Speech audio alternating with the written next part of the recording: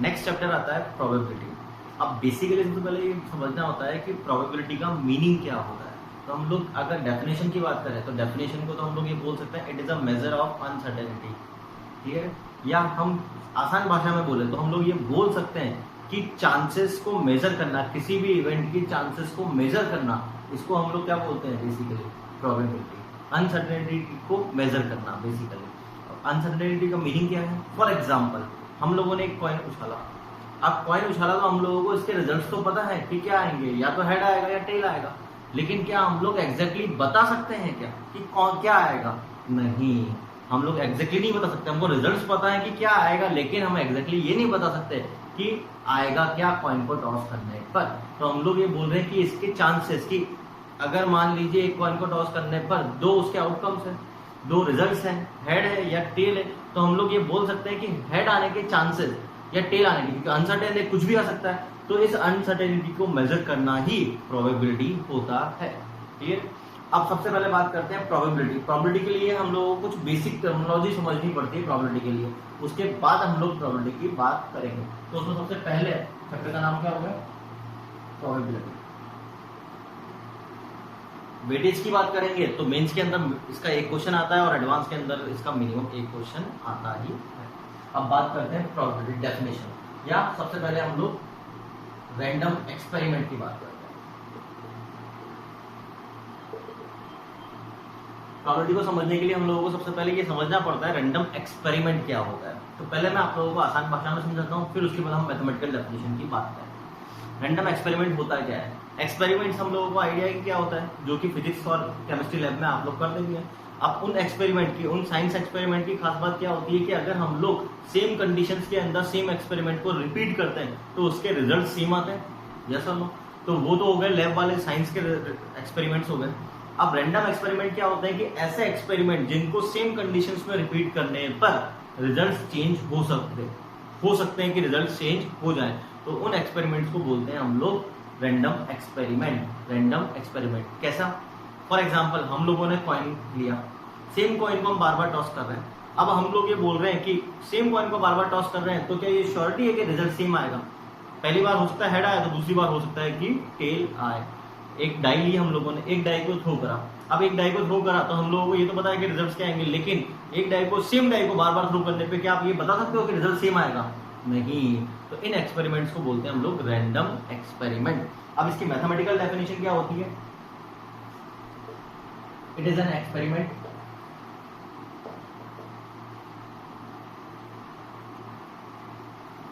it is a process which leads to one of the several possible outcome of the result which are known to us a priori। अब basically definition क्या है पहले तो हम ये समझते हैं। डेफिनेशन है इट इज अ प्रोसेस, ये एक प्रोसेस है जिसके अंदर बहुत सारे several possible outcomes, possible results के अंदर से एक रिजल्ट पॉसिबल हो जाए।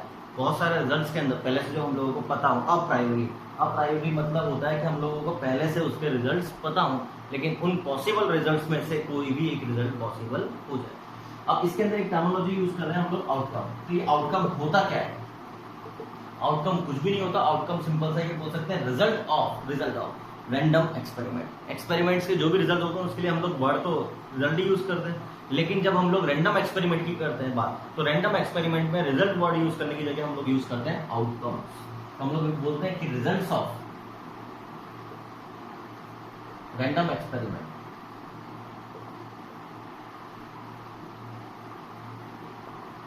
Is called outcome. नेक्स्ट आता है सैंपल स्पेस।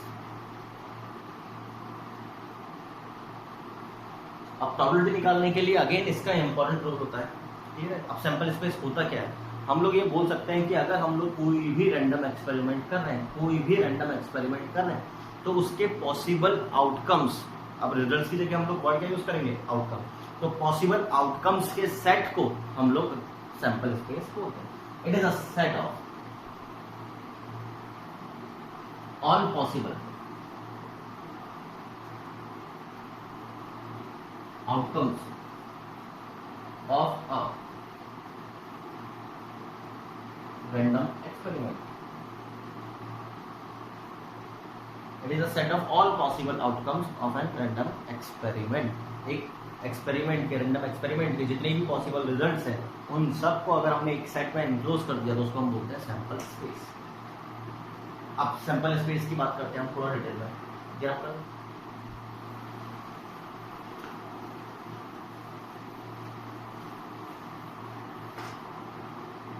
सैंपल स्पेस में अगर हम लोगों से बोला जाए write sample space of tossing a coin. Tossing a coin की बात करेंगे तो हम लोग ये बोल सकते हैं एक कॉइन को टॉस करने पर उसके आउटकम क्या क्या पॉसिबल, रिजल्ट्स क्या क्या पॉसिबल है, हेड या टेल। हम लोग उसको इस फॉर्म में लिखते हैं, हेड या टेल, सेट की फॉर्म में लिखते हैं।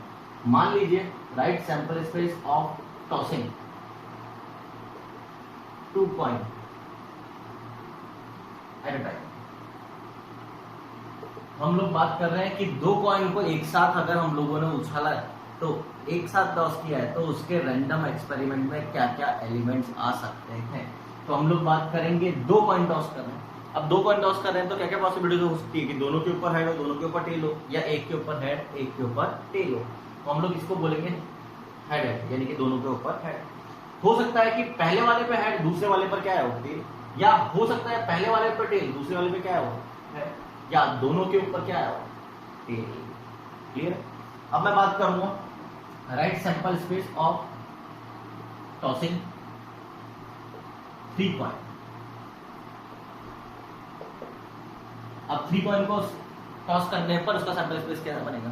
तो आप लोग ये बोल सकते हो कि कैसे भी काउंट करते जाओ, लेकिन आपको एक चीज का ध्यान रखना चाहिए। एक सिस्टमेटिक वे में आप सैंपल स्पेस के एलिमेंट काउंट करोगे तो कोई मिस नहीं होगा। फॉर एग्जांपल काउंट करने का तरीका हम बोल सकते हैं 3 कॉइन है तो तीनों कॉइन के ऊपर सोचना चालू करो, या तो टेल से या हेड से। तो हम लोग बोल सकते हैं तीनों कॉइन के ऊपर क्या है हेड। फिर हम बोल सकते हैं 3 कॉइन के ऊपर हेड आ गया, इसका इजीली पॉसिबल है। अब हो सकता है कि 2 कॉइन पे हेड आया, यस और नो। अब 2 कॉइन पे हेड आने के कौन कौन से पॉसिबल केस है, head head tail, head tail head, फिर टेल हेड। और कोई पॉसिबल केस है क्या? नहीं। इसमें हमारी हेल्प करता है पीएनसी, क्योंकि अगर हम लोगों ने पीएनसी पढ़ा है तो इसका मतलब प्रोबेबिलिटी के इनिशियल लेवल पे हम लोग ये बोल सकते हैं कि हमको बहुत बेनिफिट होता है, क्योंकि हम लोग करते तो इसमें क्या है, काउंटिंग ही कर रहे हैं। ध्यान से देखो, मैंने आपसे बोला था तीनों हेड का कितने केस, एक केस है। मैंने आपसे बोला 2 हेड का, 2 हेड को आने के कितने केस है। तो हम लोग पीएनसी से भी कर सकते थे कि हम लोगों के पास 3 प्लेसेस में 2 जगह हेड आना चाहिए और एक जगह टेल। तो उनको अरेंज करने का तरीका क्या हो गया, 3 फैक्टोरियल अपॉन 2 फैक्टोरियल बिकम्स 3। फिर हम बात करते हैं 2 हेड का केस, काम खत्म हो गया। अब कितनी की बात करेंगे, 1 हेड की। 1 हेड के लिए क्या क्या केस पॉसिबल है, हेड टेल टेल, फिर टेल हेड टेल, फिर टेल टेल हेड। अब देन लास्ट 0 हेड। 0 हेड का मतलब तीनों टेल। तो इसके अंदर कितने केस हो गए, 8। कितने एलिमेंट्स आ गए, 8। इन जनरल अभी मैं बात करूंगा कि सैंपल स्पेस में एलिमेंट्स कितने हैं। फिर मैं बात करूंगा, मान लीजिए sample space of tossing a coin and throwing a die.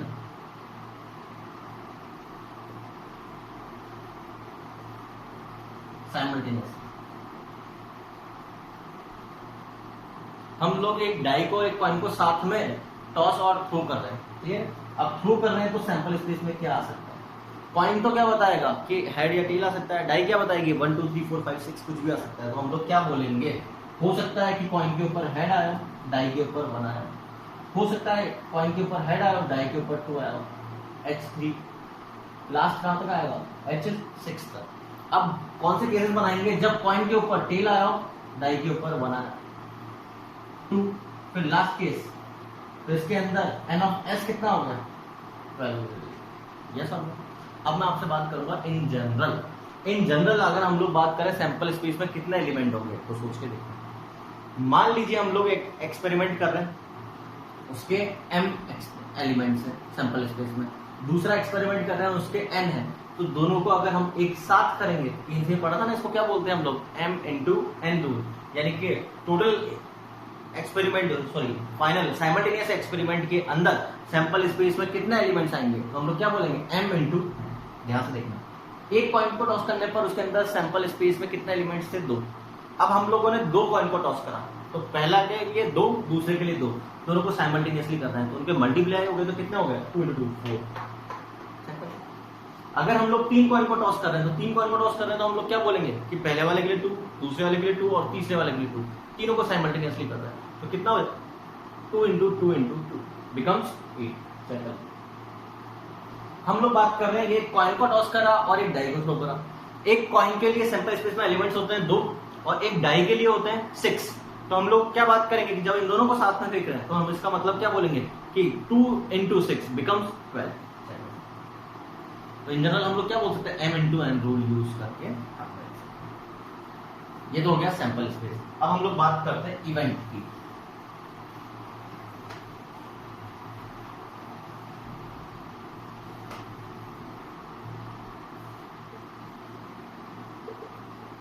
Event जिसके लिए प्रोबेबिलिटी कंसिडर की जाती है बेसिकली। अब इवेंट होता क्या है पहले तो हम लोग ये समझते हैं, ठीक है। फॉर एग्जांपल हम लोग एक कॉइन टॉस कर रहे हैं, तो हम लोग क्या बोल रहे हैं, पॉसिबल आउटकम्स क्या क्या आ सकते हैं, हेड और टेल। तो आप इवेंट का डिफाइन कर सकते हो कि हेड आना, इवेंट का डिफाइन कर सकते हैं टेल आना, इवेंट का डिफाइन कर सकते हैं हेड और टेल आना, कुछ भी डिफाइन कर सकते हैं। लेकिन बात आती है कितने डिफाइन कर सकते हैं, लेकिन या होता क्या है। तो इवेंट की मैथमेटिकल डेफिनेशन तो क्या होती है, it is a subset of sample space. इसकी मैथमेटिकल डेफिनेशन तो हम लोग क्या बोलेंगे कि सैंपल स्पेस के सबसेट को, सैंपल स्पेस के सबसेट को इवेंट बोलते हैं। ये सैंपल स्पेस है अगर, तो इवेंट क्या हो गया, इवेंट को जनरली नाम देते हैं एबीसीडी, कुछ भी दे सकते हो। तो ये क्या हो गया इवेंट, ये क्या हो गया सैंपल स्पेस।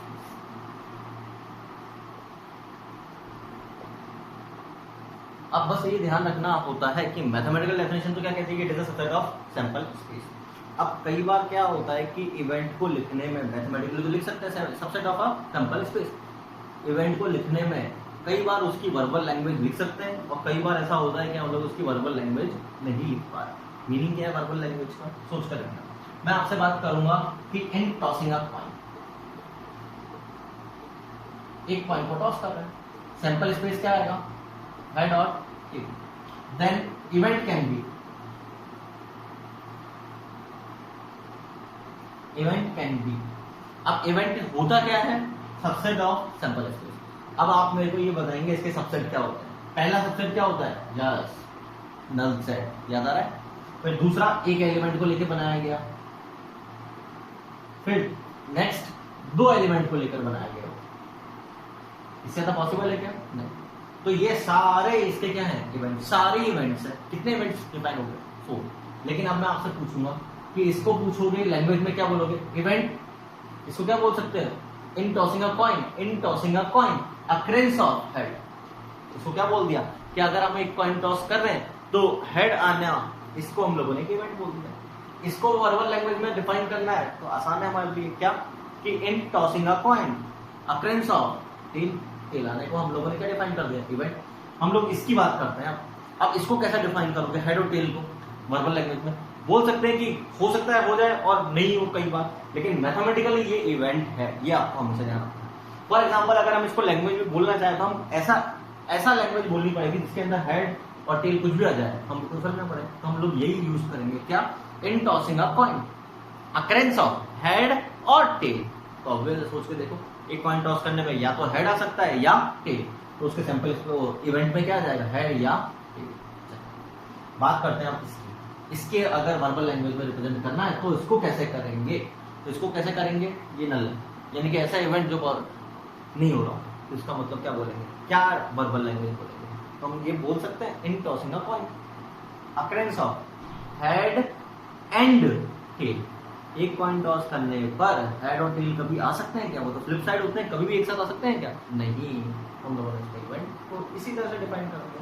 तो इसको हम लोगों ने क्या करा, वर्बल लैंग्वेज में डिफाइन कर रहे हैं। अब जरूरी नहीं होता हर किसी को कर पाए, बस आपको इतना सा ध्यान रखना है। दूसरा in general, no, if number of elements in sample space is n, then अगर किसी भी सैंपल स्पेस में n एलिमेंट्स हैं तो मैं आपसे पूछूंगा कि आप नंबर ऑफ इवेंट्स कितने डिफाइन कर सकते हो, नंबर ऑफ इवेंट्स कितने डिफाइन कर सकते हो। तो मैथमेटिकल डेफिनेशन ही क्या है, is a subset of sample space, और सबसेट का नंबर ऑफ सबसेट का फॉर्मूला क्या होता है, या 2⁻, हम बोल सकते हैं then number of event that can be defined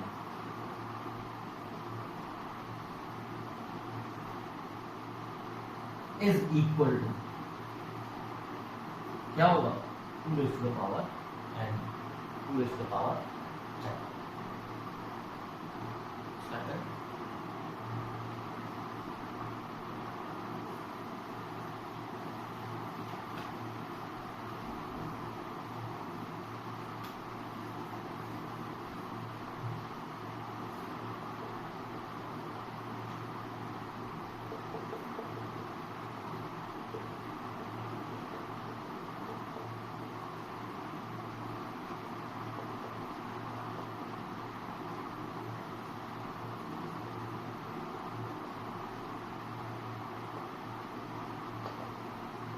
next आता है म्यूचुअली एक्सक्लूसिव, या एक और नाम होता है इसका इनकम्पेटिबल इवेंट्स या disjoint events.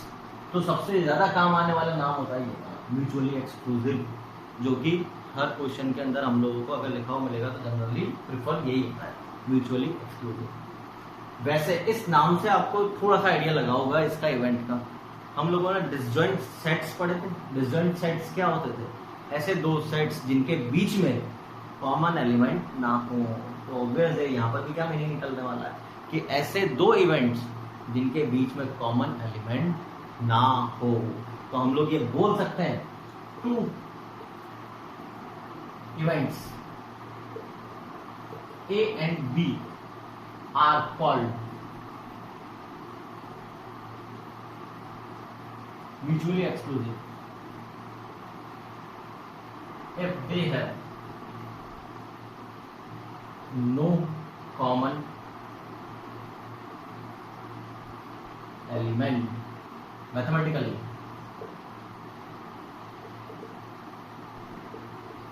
if A intersection B, event A है event B है equal to 5, then and A and B are ME events, mutually exclusive events.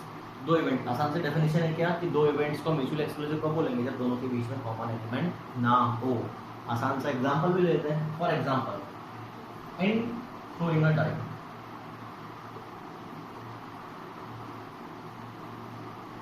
Event A is odd number comes and event B is even number comes.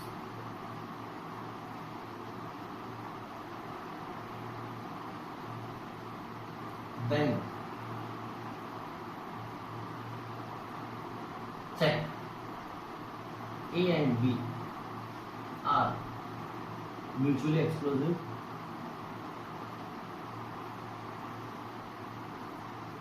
or not.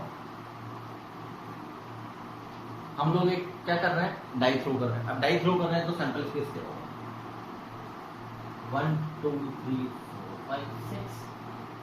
Event A क्या होगा, क्या बोला गया, event A को odd number count यानी कि 1 3 5। Event B क्या होगा, 2 4 6।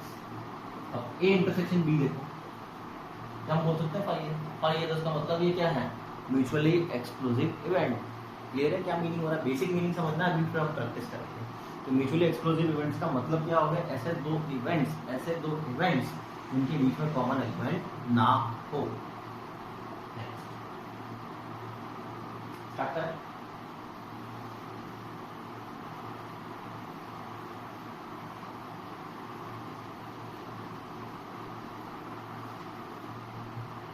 नेक्स्ट आता है equally likely.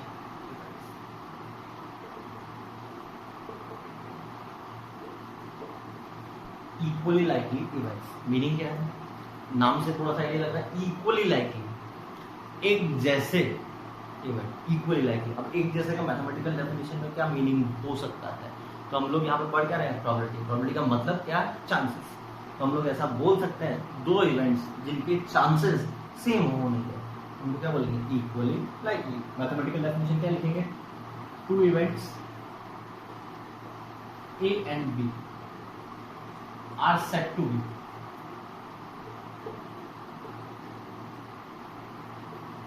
equally likely if they have same chance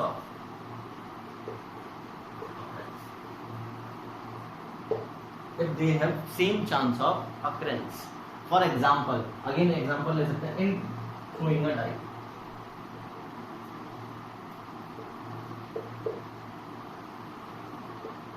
event A क्या बोल सकते हो, प्राइम नंबर कॉन्स।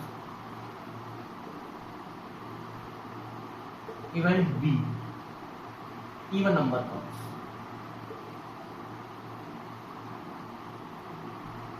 अब सोच के देखो, ए क्या होगा, क्या मैं ये बोल सकता हूं 2 3 5, बी क्या होगा 2 4 6, यस और नो। अब आप लोग मेरे को ये बताओगे कि अगर एक डाई थ्रो कर रहे हैं तो ए के आने के चांसेस क्या है, चांसेस। तो हम लोग थोड़ी सी आसान भाषा में, जो मैथमेटिक्स हम लोगों ने पढ़ी है, कॉमर्शियल मैथमेटिक्स, उसके अकॉर्डिंग हम ये बोल सकते हैं कि 6 एलिमेंट टोटल है और 3 एलिमेंट इसके अंदर है, तो इसके आने के चांसेस क्या हो गए, 50%। ए के टोटल 6 होते हैं, इसके अंदर 3 एलिमेंट है, तो इसके आने के चांसेस कितना हो गए, 50%। अगर मैं परसेंटेज की फॉर्म में बात कर रहा हूँ, फिर हम धीरे धीरे प्रोबेबिलिटी की फॉर्म में बात करेंगे। तो हम लोग बात कर रहे हैं क्या है, बोल सकते हैं हम लोग दोनों के चांसेस सेम है, चांसेस सेम है, तो इन दोनों को क्या बोलेंगे हम लोग, इक्वली लाइकली इवेंट्स, यानी कि दोनों का होने का चांसेस दोनों के सेम है। दूसरी चीज मैं आपसे पूछूंगा, क्या ये म्यूचुअली एक्सक्लूसिव है, नहीं है, क्यों, दोनों के अंदर एक एलिमेंट कॉमन आ रहा है। हम लोग इसको बोलेंगे इक्वली लाइकली तो है, लेकिन म्यूचुअली एक्सक्लूसिव इवेंट्स नहीं है। Next, exhaustive.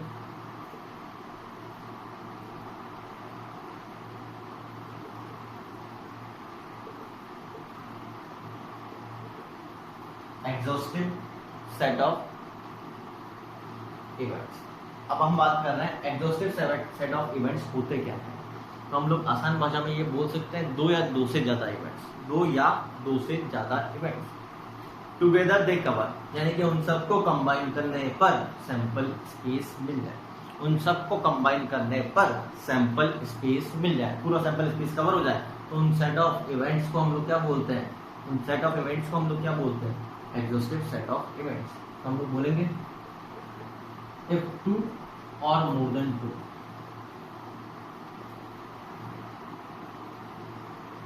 set of events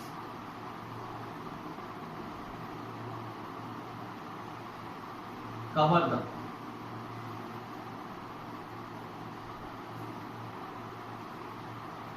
set of events cover the entire sample space, cover the entire sample space, then these set of events are called exhaustive set of events. Mathematically हम लोग क्या लिख सकते हैं,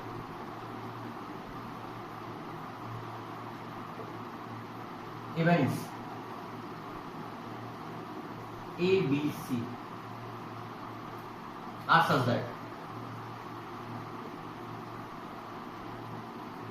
A union B union C together cover का मतलब क्या हो गया, टुगेदर, यानी कि वो सबका यूनियन क्या आ रहा, equal to sample space.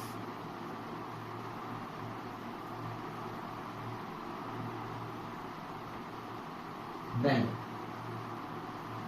ABC are exhaustive set of events। हम ABC को क्या बोलेंगे, एग्जॉस्टिव सेट ऑफ इवेंट्स। तो हम लोगों को आसान भाषा में क्या बोले, आसान भाषा में हम लोग ये बोल सकते हैं कि हम लोगों को इतना सा देखना है कि क्या उन सबका यूनियन सैंपल स्पेस आ रहा है, अगर आ रहा है तो उसका मतलब वो एग्जॉस्टिव सेट ऑफ इवेंट्स है। फॉर एग्जाम्पल अभी भी हम लोगों ने लिए थे कि हम लोग अगर ये बोल दें कि एक डाई थ्रो कर रहे हैं, एक डाई थ्रो करने में इवेंट ए क्या बोल दें, prime number comes, event B क्या बोल दें, ऑड नंबर कम्स, तो क्या इन दोनों कंबाइन करने पर सैंपल स्पेस आ रहा है? आ रहा है। तो इसका मतलब हम लोग क्या बोल सकते हैं कि ये एग्जॉस्टिव सेट ऑफ इवेंट्स हैं।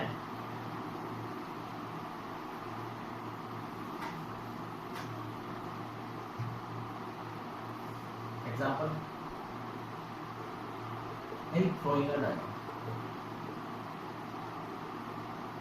event A odd number comes,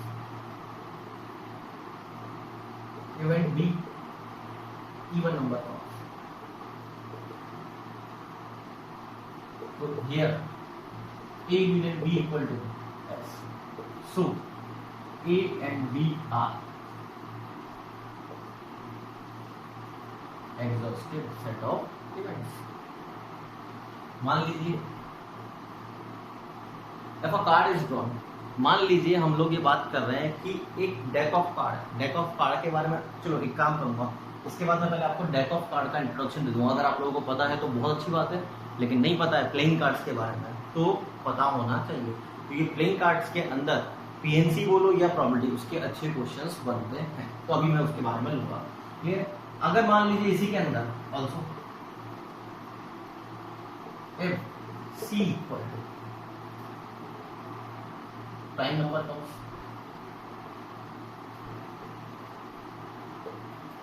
D equal to odd number comes, E equal to composite number comes, F equal to number of elements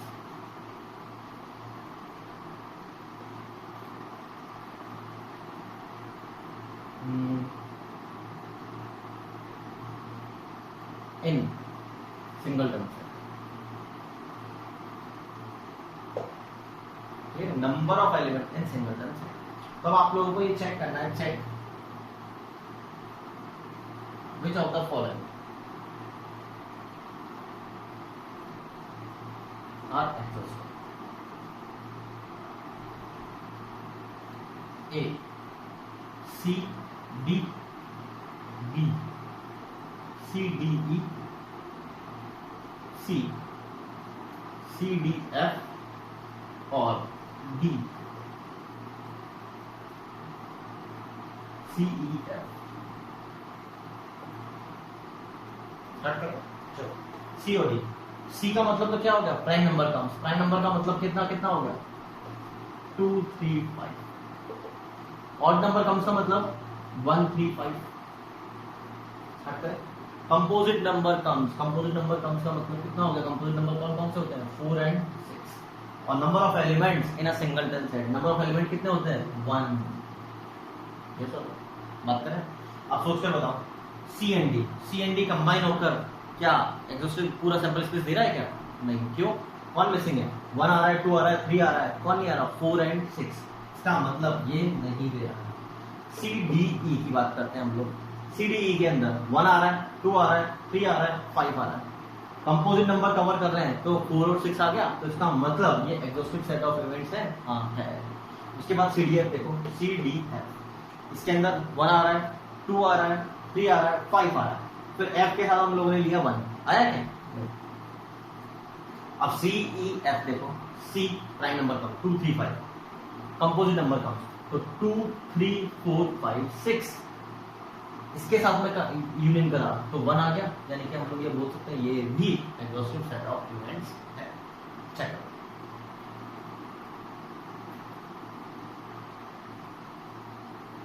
start करें।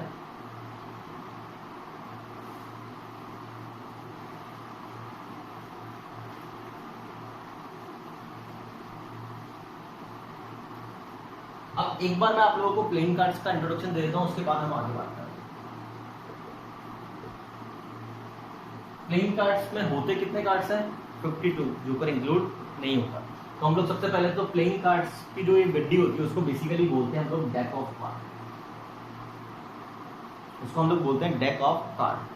और उसके अंदर कितने कार्ड्स होते हैं? यस, 52 कार्ड्स होते हैं। क्लियर? अब उस डेक ऑफ कार्ड की अगर हम खास बात देखें तो उस डेक ऑफ कार्ड के अंदर 2 कलर के कार्ड्स होते हैं। कौन कौन से colour? Red and black. Red कितने होते हैं और ब्लैक कितने होते हैं? हम बोल सकते हैं दोनों सेम होते हैं, यानी कि 26 तो रेड होते हैं और 26 ही ब्लैक होते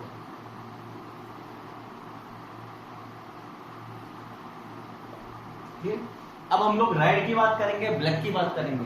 तो अगर हम उन कार्ड्स की बात करेंगे तो उन कार्ड्स के ऊपर डिजाइन्स बनी हुई होती है और वो डिजाइन्स होती है 4 तरह की। उन 4 तरह की डिजाइन्स का नाम होता है सूट्स। उनको बोलते हैं हम लोग सूट्स, ये बोलते हैं हम लोग। तो उनके पास कितने तरह के सूट्स होते हैं? 4 सूट होते हैं।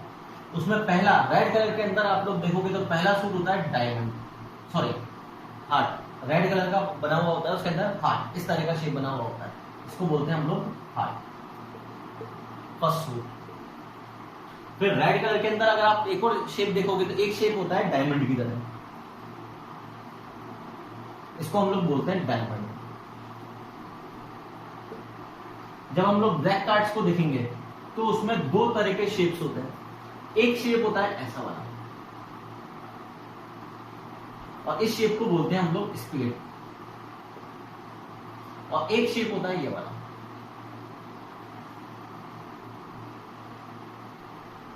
डिजाइन अच्छी नहीं है शेप, लेकिन बस आपको ध्यान रखना है, और इसको हम लोग बोलते हैं क्लब।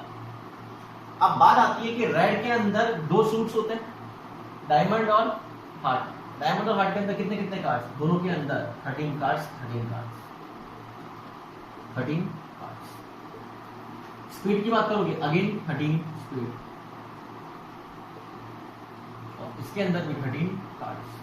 हम लोग एक चीज ये बोल सकते हैं, एक डेक ऑफ कार्ड के अंदर कितने होते हैं? डेक ऑफ कार्ड के अंदर कितने कार्ड्स होते हैं? 52 कार्ड्स, और उसके अंदर कितने सूट्स होते हैं? 4, और हर सूट कितने कार्ड का होता है? 13 कार्ड्स का होता है। अब हम लोग इस हार्ट के अंदर अगर हम देखेंगे, या डायमंड के अंदर देखेंगे, स्पेड के अंदर देखेंगे, या क्लब के अंदर देखेंगे, तो उन कार्ड्स की भी कोई खास बात होती है। उसके अंदर आप लोगों को कार्ड्स के नंबर्स इस तरह से मिलेंगे।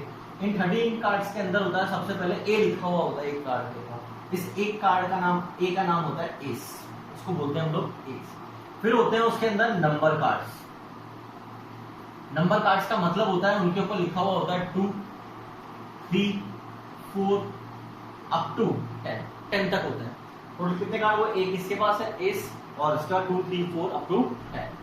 अब हम लोग बात कर रहे हैं, उसके बाद होते हैं उनके ऊपर जो बचे हुए कार्ड होते हैं, उनके तीनों पर एक शेप बना हुआ होता है। उनको ध्यान से देखेंगे तो वो 3 शेप होते हैं। एक होता है जैक का गुलाम, एक होता है क्वीन रानी, और एक होता है किंग बादशाह। उनको बोलते हैं हम लोग फेस कार्ड, क्योंकि उनके ऊपर फेस बने हुए होते हैं, तो उनको बोलते हैं हम लोग फेस कार्ड। फेस कार्ड के अंदर होता है एक जैक, एक क्वीन और एक किंग।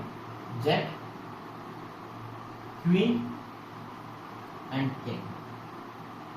तो अगर हम लोग 13 कार्ड्स का डिस्क्रिप्शन देखें तो उसके अंदर एक एस होता है, 9 नंबर कार्ड्स होते हैं और 3 फेस कार्ड्स होते हैं। तो अगर हम लोग बात करें इन डेक ऑफ कार्ड के अंदर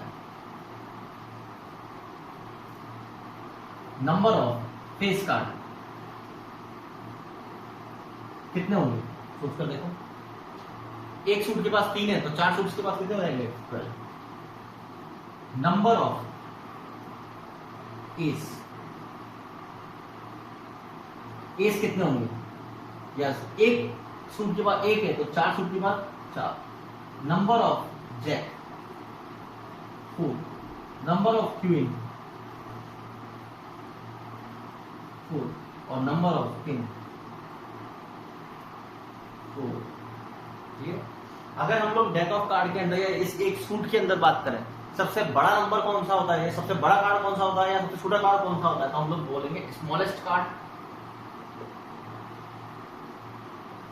एस होता है। स्मॉलेस्ट कार्ड भी एस होता है, और लार्जेस्ट कार्ड भी एस ही होता है। स्मॉलेस्ट की अरेंज करने की बात आती है तो स्मॉलेस्ट भी हम लोग, स्मॉलेस्ट के अंदर भी हम लोगों को ये कंसिडर करना होता है कॉन्जर्वेटिव कार्ड्स की जब बात करते हैं। और अगर हम लोग बात करें लार्जेस्ट की, तो लार्जेस्ट में भी एस कवर होता है। नेक्स्ट एक बार इसको देखिए, बड़ा है।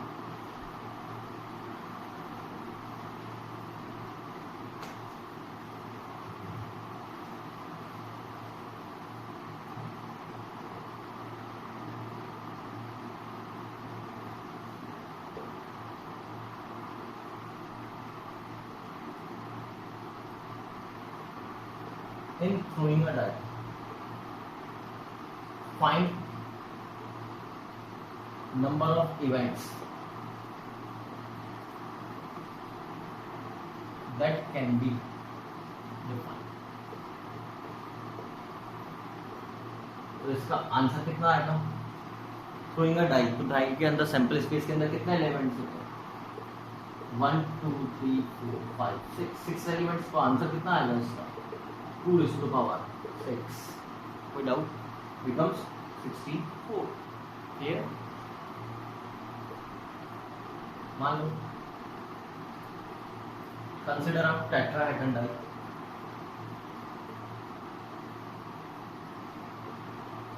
with numbers, then and a point, then find number of events that can be defined। अब की बार हम लोगों को एक टेट्राहेड्रन डाई क्या होती है बेसिकली? टेट्राहेड्रन क्या होता है? यस, जिसकी सारी फेसेस क्या होती है? ट्रायंगुलर। तो शेप कैसा होता है? ऐसा बोल सकते हैं हम लोग। ये 3D सॉलिड होता है, आपको थोड़ा सा विजुअलाइज करना होगा। इसका वर्टेक्स, बेस, एरिया, 3 साइड्स की फेसेस, ट्रायंगुलर फेसेस ऐसे। तो हम लोग इसको बोलते हैं टेट्राहेड्रन डाई।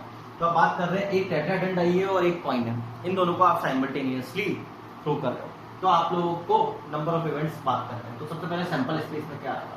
हम लोग बोल सकते हैं कॉइन के ऊपर head 1, head 2, head 3, head 4, tail 1, tail 2, tail 3, tail 4।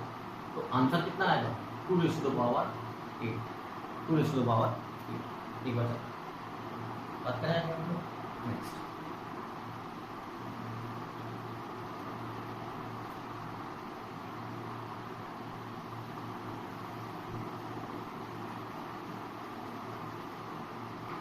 If 3 events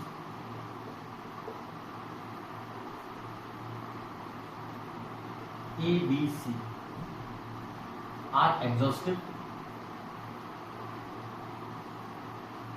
and mutually exclusive,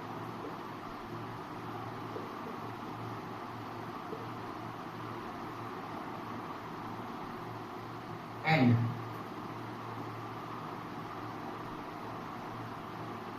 probability of one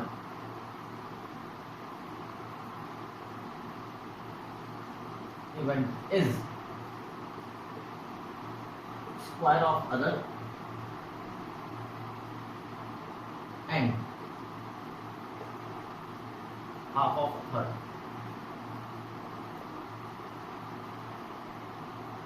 then find probability of all events। हम लोगों को ये बोला गया है 3 इवेंट्स दे रखे हैं ABC, जो कौन कौन से इवेंट्स है? एग्जॉस्टिव है और म्यूचुअल एक्सक्लूसिव। एग्जॉस्टिव और म्यूचुअल एक्सक्लूसिव का मीनिंग क्लियर है? एग्जॉस्टिव का मीनिंग हम लोग बोल सकते हैं A union B union C क्या है? Sample space. बिल्कुल सही है, ठीक है। और सैंपल स्पेस की प्रोबेबिलिटी क्या होती है? यस, 1 सैंपल वो हमेशा अकर होगा ही। हम डिटेल में बात भी करेंगे, प्रोबेबिलिटी पूरा डिटेल में पढ़ेंगे। एक एक क्वेश्चन आ रहा है तो हम बात कर रहे हैं इसको सॉल्व कैसे करेंगे। अब हम लोगों को बात करी गई है कि तीनों इवेंट्स ये हैं। अब तीनों इवेंट के अंदर बात क्या की गई है कि एक इवेंट मान लीजिए x है, y है, z है, इन तीनों की प्रोबेबिलिटी। और हम लोगों को बोला क्या गया है? 1 इवेंट x की स्क्वायर ऑफ द अदर, पहली चीज, and half of the, yes और कोई डाउट? तो हम लोग यहाँ पर क्या बोल सकते हैं कि x z इक्वल टू कितना आ गया? 2x। और क्या हम लोग ये बोल सकते हैं 2y²। तो सबकी प्रोबेबिलिटी हम लोगों ने y की टर्म्स में निकाल ली। अब हम लोग ये बोल सकते हैं कि P of A plus P of B plus P of C कितना आएगा सर? 1। क्यों? क्योंकि उनके बीच में कॉमन कुछ भी नहीं है, म्यूचुअली एक्सक्लूसिव है, यानी कि तीनों अलग अलग अलग है। तो तीनों को ऐड करने पर कितना आएगा? 1। अब प्रोबेबिलिटी ऑफ ए कितना दे रखा है? x। x कितना निकाला हम लोगों ने? y²। y कितना है? y 2y² और तो 2y 3y² plus y minus 1 equal to 0। तो y equal to -1 plus minus upon 2 into 3। तो आंसर्स क्या क्या आएंगे? -1 प्लस √13 अपॉन 6, -1 माइनस √13 अपॉन 6। अब किसी के भी आने के चांसेस नेगेटिव हो सकते हैं क्या? नहीं। तो हम लोग क्या बोलेंगे? आंसर क्या आएगा? y कितनी है? x का स्क्वायर और z 2y। चेक करो।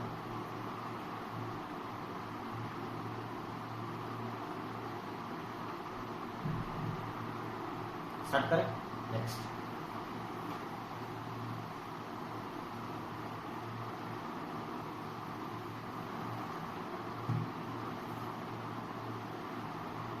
if a coin at a die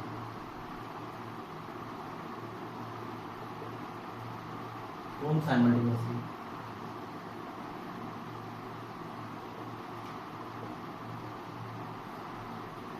then first one find sample space, second part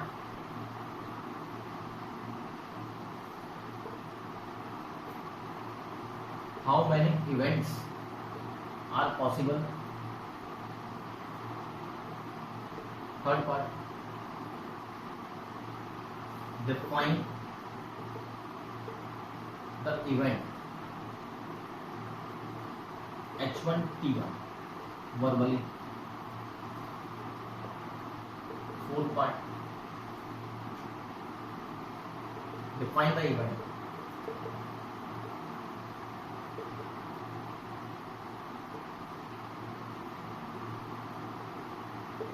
coin shows head in booster form।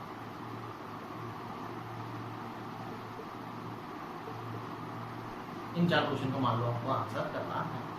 अब आप लोगों को बोर्ड ध्यान देना क्या मीनिंग है। सबसे पहले ये सबसे पहले हम एक कॉइन और एक डाई को साथ में थ्रो कर रहे हैं, तो सैंपल स्पेस क्या बनेगा?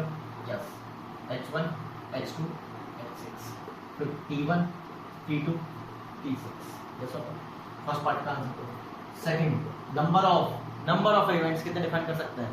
इसके अंदर 12 एलिमेंट्स है, तो आंसर कितना आ जाएगा? 2⁻²। Third define the event H1 T1 verbally, यानी कि हम लोगों को इसको लैंग्वेज में बताना है। तो हम लोग इवेंट को क्या बोलेंगे? इस इवेंट को क्या बोलेंगे? सोच कर देखो। Occurrence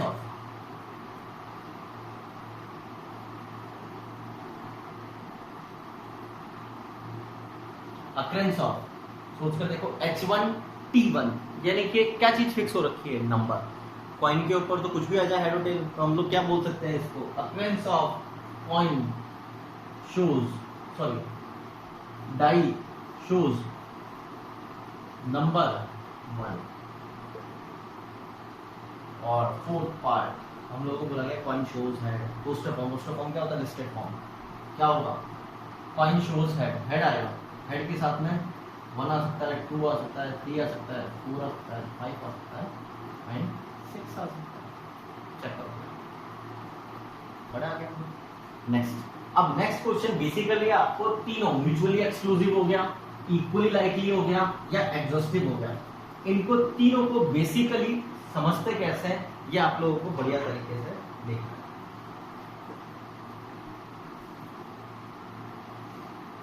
A card is drawn from a deck of cards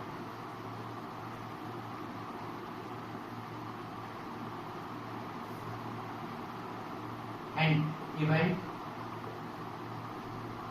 are defined as R. Drawn card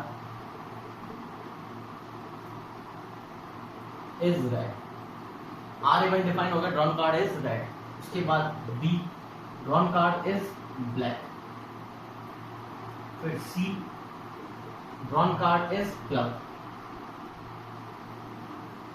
D, drawn card is diamond. H, drawn card is heart. E,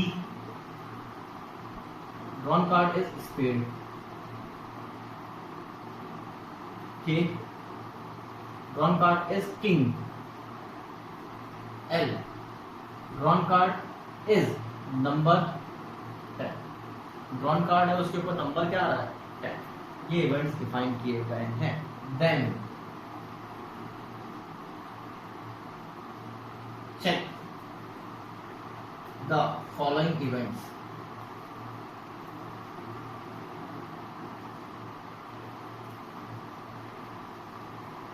Are mutually exclusive,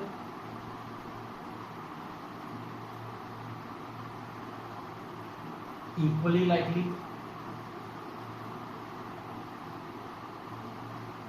and exhaustive.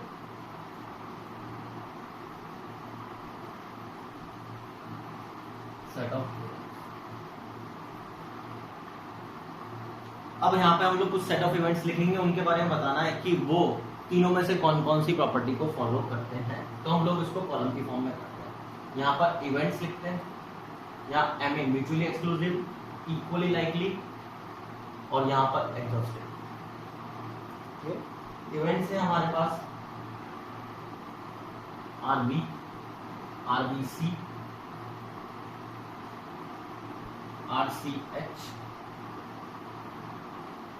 CDEH, DEH, DEKL, REKLH। हम लोगों के पास ये set of events लिखे हुए हैं। अब हम लोगों को चेक करना है mutually exclusive, equally likely and exhaustive set. तो सबसे पहले आपको ये ध्यान रखना है, इनकी डेफिनेशन रिकॉल करते हैं हम लोग। अब इनकी डेफिनेशन क्या होती है वो याद करो। सबसे पहले तो म्यूचुअल एक्सक्लूसिव की, यानी कि उनमें कॉमन कुछ नहीं होना चाहिए। दूसरा, हम लोग बात करें इक्वली लाइकली, यानी कि उनके आने के चांसेस क्या होने चाहिए? सेम। तीसरा, हम लोग क्या बात कर रहे हैं? एग्जॉस्टिव। एग्जॉस्टिव मतलब उनको कंबाइन करने पर वापस क्या मिल जाए? Sample space. सैंपल स्पेस का मतलब कितना हो गया? 52 कार्ड्स मिल जाए। अब सबसे पहले आर और ब्लैक, आर और बी, ये दोनों इवेंट्स की बात कर रहे हैं। तो इसके अंदर कितने कार्ड्स हैं? 26। और इसके अंदर कितने कार्ड? 26। लेकिन ये सारे रेड है और ये सारे ब्लैक है। इनमें कुछ भी कॉमन हो सकता है क्या? नहीं, कॉमन नहीं हो सकता। इसका मतलब ये म्यूचुअली एक्सक्लूसिव है। दूसरा, हम बात करें इक्वली लाइकली। इक्वली लाइकली, इसके बाद 26 कार्ड है, टोटल 52 कार्ड होते हैं। इसके बाद में 26 कार्ड, टोटल 52 होते हैं। तो दोनों के चांसेस सेम हो गए। हाँ, दोनों के चांसेस सेम हो गए। एग्जॉस्टिव, क्या ये 26 रेड और 26 ब्लैक मिला के पूरे 52 कार्ड दे रहे हैं? यस, दे रहे हैं। तो इसका मतलब हम लोग क्या बोलेंगे? Exhaustive set of events. ये तीनों है। बात करें हम red, R, B, C. R का मतलब रेड, बी का मतलब ब्लैक और सी का मतलब क्लब। क्या हम लोग ये बोल सकते हैं क्लब और ब्लैक में कॉमन होते हैं 13 कार्ड्स? यस और नो? क्योंकि सारे के सारे क्लब क्या होते हैं? ब्लैक। तो कॉमन होते हैं, तो इसका मतलब म्यूचुअली एक्सक्लूसिव पॉसिबल नहीं है। तीनों का कॉमन इंटरसेक्शन पाई नहीं आ रहा है। क्लियर? अब हम बात करें दूसरा, इक्वली लाइकली। इक्वली लाइकली सोचकर देखो, इसके बाद 26 कार्ड्स, इसके बाद 26 कार्ड और इसके बाद 13 कार्ड्स। क्या तीनों की चांसेस सेम है क्या? इसके चांसेस सेम नहीं है। तो हम लोग क्या बोलेंगे? नहीं, ये इक्वली लाइकली नहीं है। एग्जॉस्टिव, क्या ये सब मिलकर 52 कार्ड दे रहे हैं? हाँ, क्योंकि ये दोनों ही दे रहे हैं, तो ये तो ओवरलैप कर रहा है, रिपीटेशन हो रहा है, तो 52 कार्ड तो मिलने ही है। ये एग्जॉस्टिव सेट ऑफ इवेंट्स है। मैंने क्या बोला वो समझना है। अब हम बात करते हैं आरसीएच। RCH mutual exclusive. दोनों के अंदर देखो कि क्या कॉमन है क्या? आर रेड, सी मतलब क्लब और एच मतलब हार्ट। तो हम लोग ये बोल सकते हैं रेड और हार्ट के अंदर कॉमन है, तो इसका मतलब ये म्यूचुअल एक्सक्लूसिव नहीं है। म्यूचुअल एक्सक्लूसिव इवेंट्स नहीं है। अब बात कर रहे हैं हम लोग ई यानी इक्वली लाइकली। रेड के अंदर होता है 26, क्लब में 13 और एच के अंदर 13। तो ये दोनों तो है लेकिन तीनों नहीं हो, तो हम इसका मतलब क्या बोलेंगे? इक्वली लाइकली नहीं है। फिर बात करें एग्जॉस्टिव। रेड के अंदर 26 कार्ड कवर हो गए, क्लब की वजह से 13 ब्लैक कार्ड कवर हो गए। एच क्या होता है? रेड, तो बचे हुए 13 ब्लैक कार्ड कवर नहीं हुए, तो आपको 39 मिले, इसका मतलब एग्जॉस्टिव सेट ऑफ इवेंट्स नहीं है। फिर हम बात कर रहे हैं इसकी, सी मतलब क्लब, डायमंड, स्पेड, हार्ट। क्या ये चारों अलग अलग सूट्स हैं? 13 कार्ड होते हैं, इनमें कोई भी कॉमन हो सकता है कि किसी भी दो के अंदर? नहीं। तो इसका मतलब म्यूचुअली एक्सक्लूसिव नहीं है, किसी भी दो के अंदर कॉमन नहीं है। फिर हम बात कर रहे हैं इक्वल लाइकली, सबके 13 कार्ड है, तो यानी कि सबके चांसेस क्या हैं? सेम। फिर हम नेक्स्ट वाले की बात करते हैं, 13 ये डिफरेंट सूट्स को बिलोंग करते हैं, और चारों सूट्स मिलकर क्या बना देते हैं? चारों की चारों क्या पूरे 52 कार्ड देंगे, तो हम लोग क्या बोलेंगे? हाँ, ये एग्जॉस्टिव है।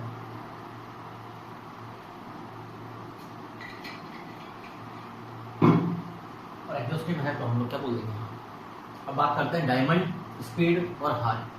डायमंड, स्पीड और हार्ट में कुछ भी कॉमन होता है दोनों के अंदर? नहीं। यानी कि ये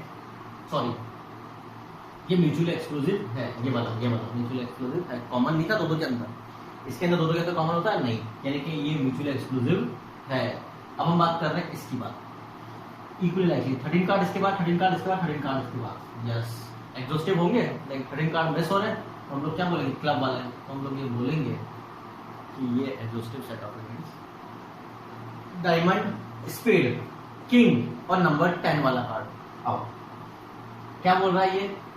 डायमंड, स्पीड, किंग के अंदर चारों किंग आ सकते हैं, तो वो डायमंड वाला किंग भी ले सकता है, तो कॉमन आ गया, तो ये म्यूचुअली एक्सक्लूसिव नहीं है।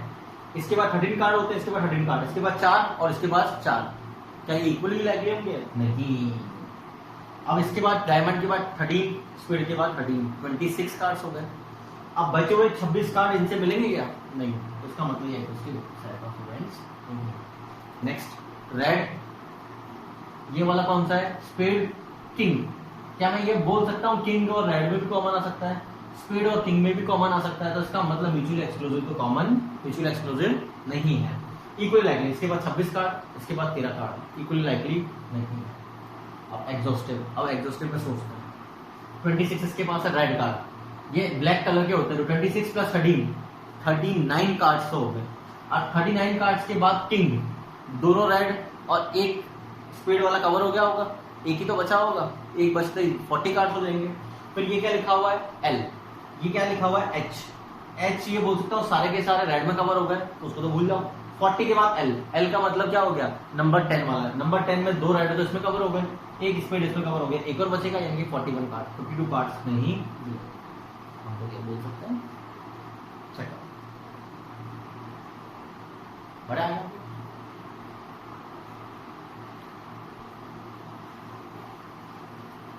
नेक्स्ट,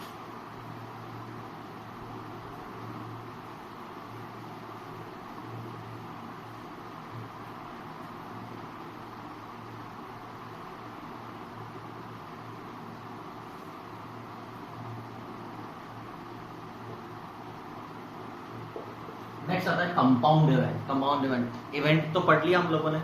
अब इवेंट कंपाउंड यानी कि एक से ज्यादा इवेंट को कंबाइन करना।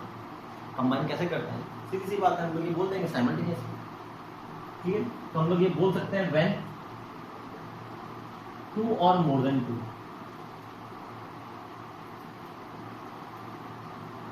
Events occur simultaneously,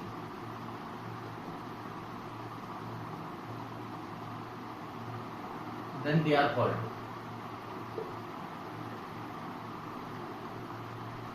compound।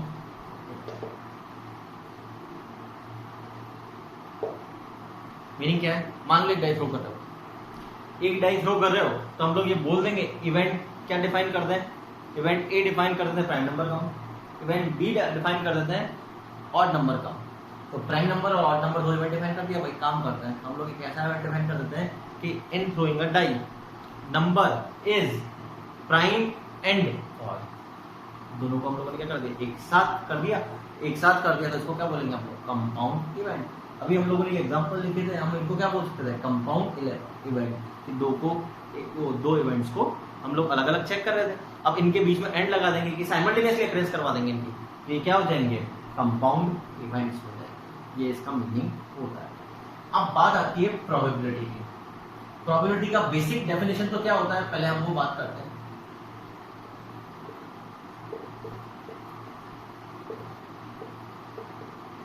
Basic definition तो आप लोग बोल सकते हो, it is a measure of uncertainty,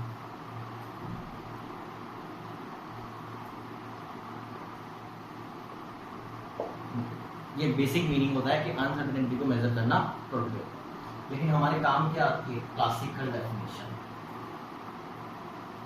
classical बोल दो या अप्रायोरी डेफिनेशन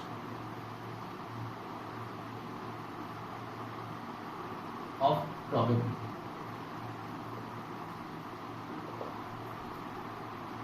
अब आप लोगों ने प्रीवियस क्लास में भी प्रोबेबिलिटी के बारे में थोड़ा बहुत बेसिक पढ़ा था, उस प्रोबेबिलिटी के अंदर जो डेफिनेशन पढ़ी थी बेसिकली वही क्लासिकल डेफिनेशन थी। आसान भाषा में हम लोग बोलते थे उसको क्या, कि favourable events, number of favourable events upon total number of events. Yes, ये ही क्लासिकल डेफिनेशन होती है। अब मीनिंग क्या होता है इसका, क्लासिकल डेफिनेशन का, तो हम लोग ये बोल सकते हैं when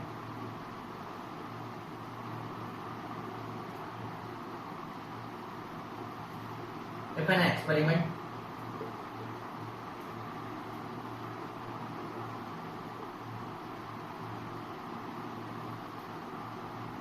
results in a total of m plus n outcomes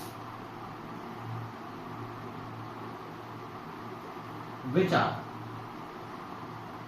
equally likely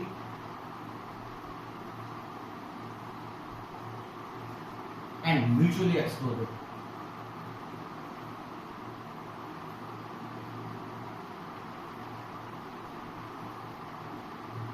mutually exclusive, and if m events,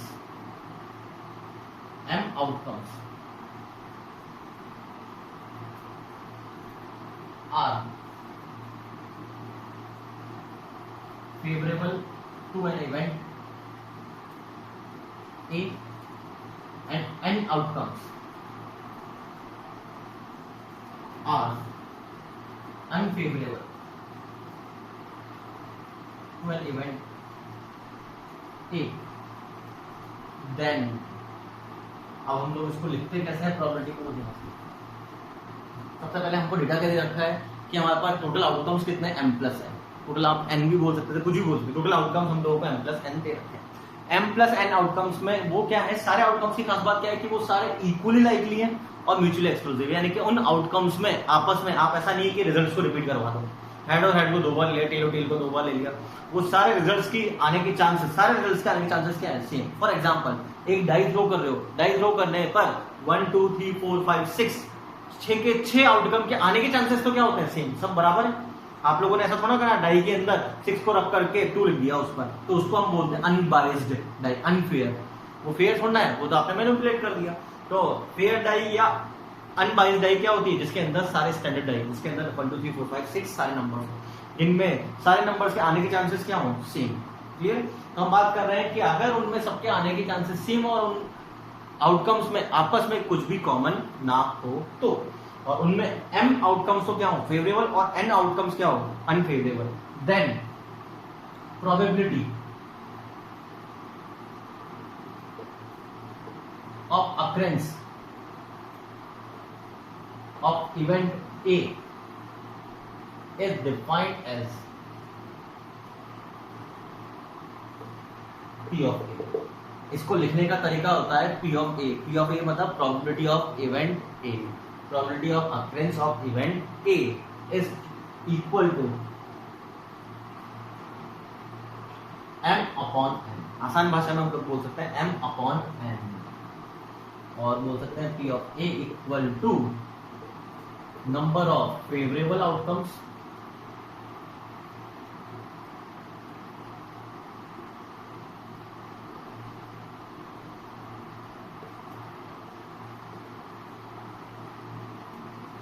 upon total number of outcomes। ये हम लोग बोल सकते हैं, ये तो आसान डेफिनेशन हो गई कि favourable outcomes upon total number of outcomes. Next ये रखा,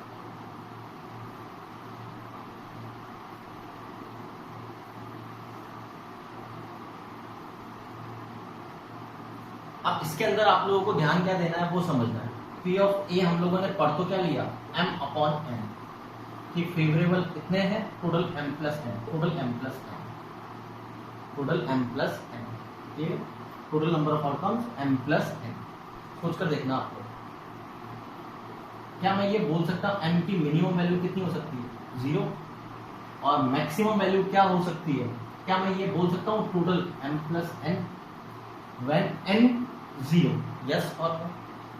इस पूरे को m प्लस n से डिवाइड करना है।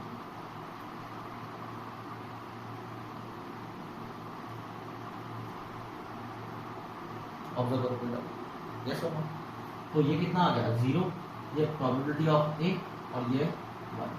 यानी कि इसका मतलब क्या है कि कभी भी किसी भी इवेंट की प्रोबेबिलिटी हमेशा हमेशा 0 से 1 के बीच में लाई करेगी। आप इसको एक और तरीके से समझ सकते हो, हम लोग इसको ऐसा भी बोल सकते हैं कि probability of A equal to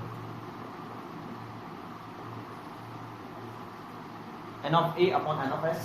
meaning क्या है, n of a event a के अंदर नंबर ऑफ एलिमेंट्स, s मतलब सैंपल स्पेस, टोटल यही तो होते हैं आउटकम्स, तो सैंपल स्पेस के अंदर नंबर ऑफ एलिमेंट्स। आप लोग ये भी तो बोल सकते हो n ऑफ a की वैल्यू मिनिमम कितनी हो सकती है, 0, मैक्सिमम कितनी हो सकती है, n ऑफ s, डिवाइड कर देते हैं n ऑफ s से।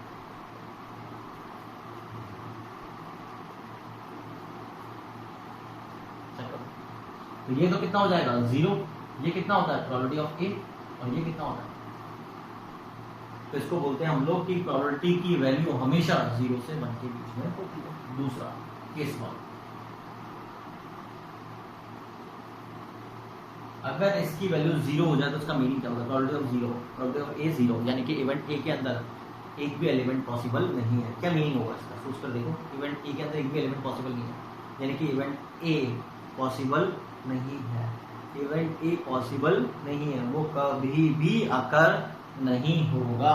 तो हम लोग इसको बोलते हैं then event A is called